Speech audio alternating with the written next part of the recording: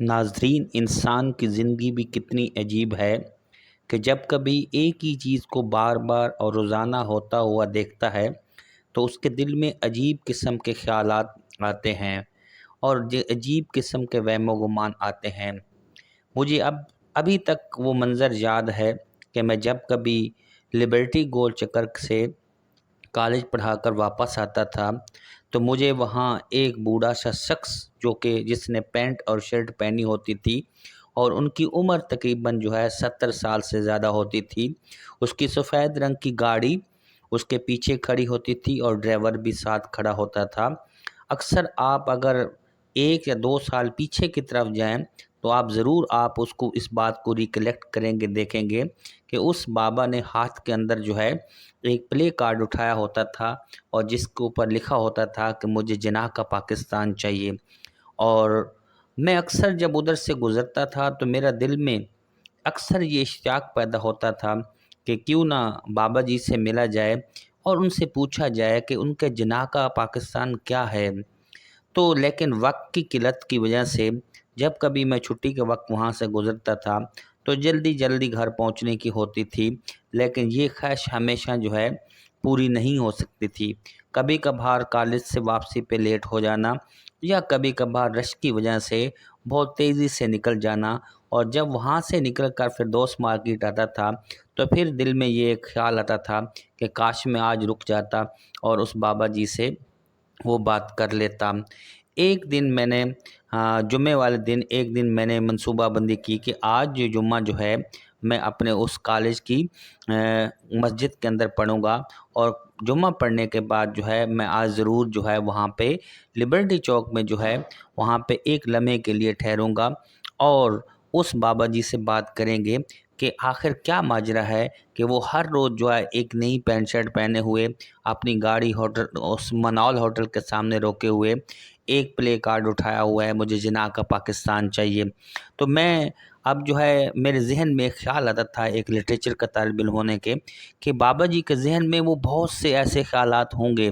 जो जिनाह के जहन में थे और वो पाकिस्तान बनने के लिए वही सोचता होगा और आज वो नहीं हो रहे होंगे, इसलिए वो हर रोज़ एहतजाज के लिए वहाँ पे तशरीफ़ लाता था और अपना एहतजाज अकेला आदमी रिकॉर्ड कराता था और चला गया। और बड़ी हैरानगी की बात ये है कि हमारे जितने भी इदारे हैं आज तक उन्हें किसी ने भी नहीं पूछा था कि वो बाबा जी किस लिए वहाँ आते हैं और वो जिनाह का पाकिस्तान किस किस्म का चाहते हैं। लेकिन ये तजर्बा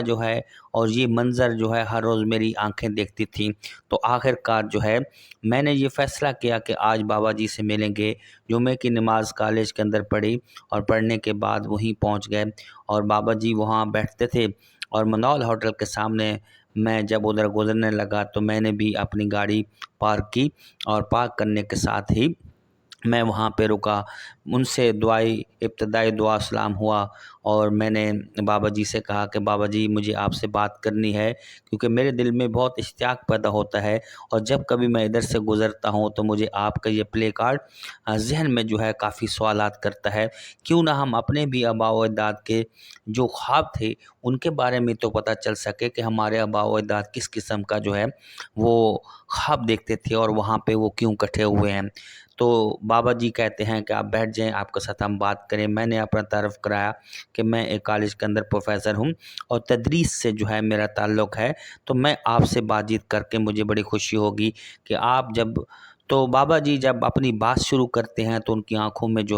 आंसू आना शुरू हो जाते हैं। उनकी बॉडी लैंग्वेज और इसके साथ साथ आवाज़ के अंदर एक लर्जिश होती है। उनकी आवाज़ थरथराती हुई आवाज़ में कहता है कि बेटा मुझसे ना पूछो कि मैंने क्या ख्वाब देखा था। मुझे अभी भी याद आता है कि जब पार्टीशन हुई थी और पाकिस्तान और इंडिया की, तो उस वक्त मेरे जितने भी रिलेटिव थे, मेरी बहनें, मेरे बहन भाई जो वहाँ से माइग्रेट कर रहे थे, उन्होंने क्या दुख और तकालीफ़ देखी जिसको मैं अपने अल्फाज में नहीं बयान कर सकता। क्योंकि मुझे अभी भी याद है कि मेरे भाई को मेरे सामने ही मार दिया गया था और मैं इतना बेबस इंसान था कि मैं अपने भाई को बचा न सका। मुझे अभी भी याद है कि मेरी वालदा मोहतरमा को उन्होंने मारा और उनका टांग टूट गई थी और वो लंगड़ाती हुई जो है पाकिस्तान वाली ट्रेन में बैठने के लिए तैयार हो गई। मुझे अभी भी याद है कि मेरी एक जवान